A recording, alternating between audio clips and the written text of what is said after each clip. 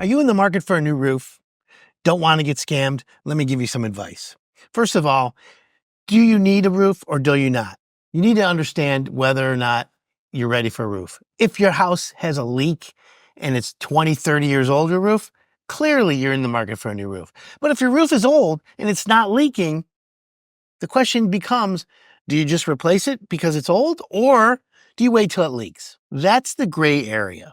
Now, today, insurance companies are sending homeowners letters that say, we flew a drone over your house and we can tell your roof is old. If you want us to continue to insure your home, you need a new roof. You're going to see that happening more and more today. That may be a trigger for a new roof. But if your roof's not leaking and it's not over 20 years old, I would say keep the roof as is and then wait till you want to get a new roof. But when it's time for a new roof and you start hiring contractors or you start calling contractors to come out, how do you know you're not being scammed? Well, there's little telltale signs that you need to know, okay? First of all, you have to check the credentials of the roofer. You see them advertised in all types of locations, TV, print, online, media. You see job signs. All of those are sources to find a good roofer. Most homeowners want to find a referral. They want to call their friend, or they want to know somebody and that kind of thing. Or they may see someone from TV. You just don't know. You want to call a roofer to your house. You want to invite them over. But on the phone, when you make the appointment, let them know that you're just shopping for a roof and you're not sure you're ready to buy. Tell them up front. But when they come to your house, they're definitely going to try and sell you a roof.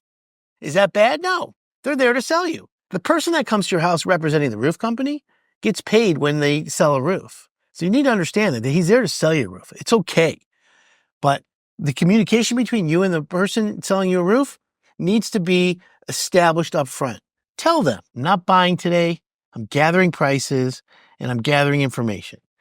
That's how you start. Remember, they're there to sell you a roof, so they're going to ask.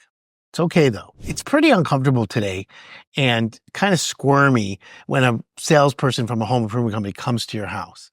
There are plenty of good ones out there. Trust me when I tell you, I know hundreds of contractors that are great. It's the 1 out of 100 that's bad that ruins it for everyone. Just keep that in mind. You invite a roofer to your house and you say to them, look, I'm not sure I need a new roof. It's not leaking, but I want to make sure.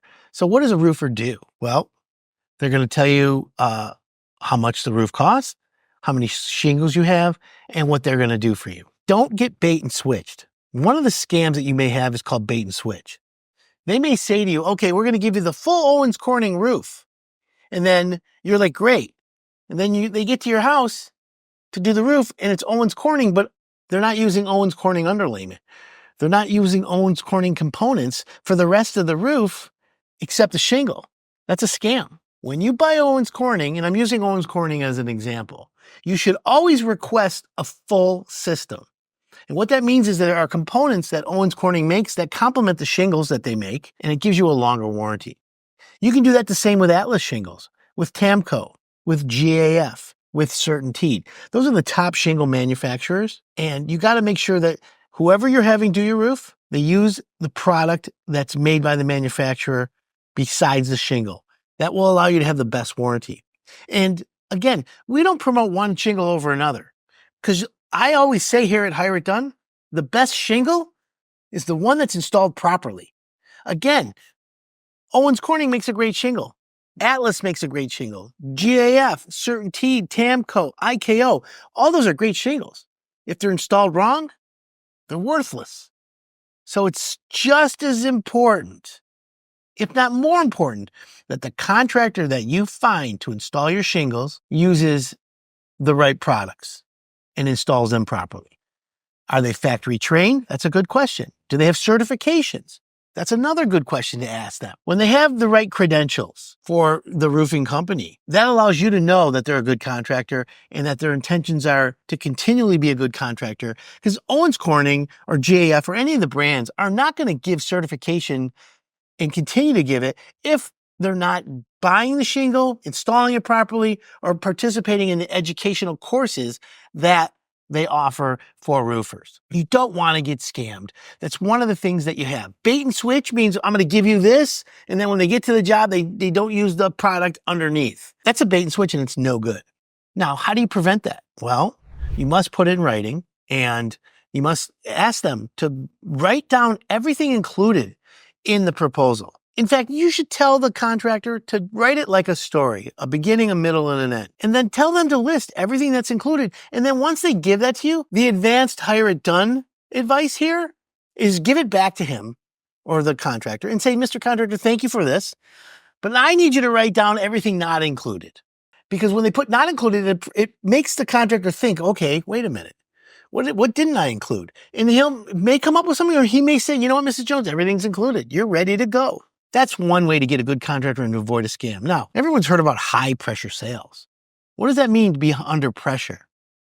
Well, when you're sitting in front of somebody and they're spending an hour and a half, 2 hours, 3 hours in your home, they're there to educate you. They're there to let you know that they're going to do the best roof, and they're there to get you to say yes. The key here is, what tactics do they use to get you to say yes?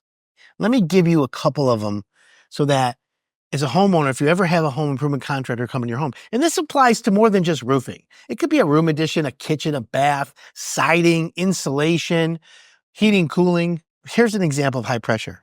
Mrs. Jones. Now, Mrs. Jones is my fictitious homeowner. So I'm the contractor talking to you, Mrs. Jones. Mrs. Jones, we're having a contest at the office, and I'm in the lead. If I can earn your business tonight, I will most surely win. And that'll allow me that small bonus so I can buy my kids Christmas gifts, and I really need it. So if I could, Mrs. Jones, if I can get you to say yes, I can knock another $500 off because I know I'm getting this bonus, and I'll save that money and get the bonus because you said yes tonight. What do you say? That's high pressure. Here's another one.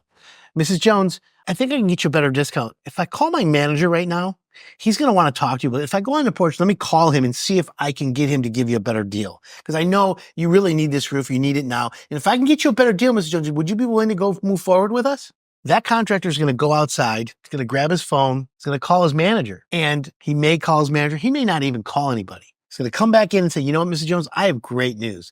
If you can commit tonight, my manager is going to give you a discount, 5%, 10%, 500,000, whatever it is. What do you say? Those are scams, okay? That's not real. The price should be the best price right out of the gates. It should go like this. Mrs. Jones, to give you the best roof with a 50-year warranty, to give you the best shingle, it's X amount of dollars. Here you go. I know you probably are going to get other bids. I know you're going to think about it. Just promise me one thing, that you'll call me and let me know whether you want to do business with me or not. Is that okay? That's the only permission the salesperson should be asking from you when he's in your house. Now, he can also say, Mrs. Jones, if you like the price, I think we should get started. That's okay as well. He's allowed to ask for the business. And you're allowed to say yes. You're allowed to say, I want to think about it. You're allowed to say, I want to think it over, talk to someone else. You're allowed to say no. It's that simple. My advice is to establish that up front. Let them know, hey, I'm just gathering information. I'm not ready to commit today. Let them know you need to think it over. Or let them know, yeah, I'm ready to get started. Now, once you say yes, there's a whole criteria of things you want to ask after that. And we're going to take care of that in another episode of our podcast. So don't forget to click the link below and subscribe to my podcast.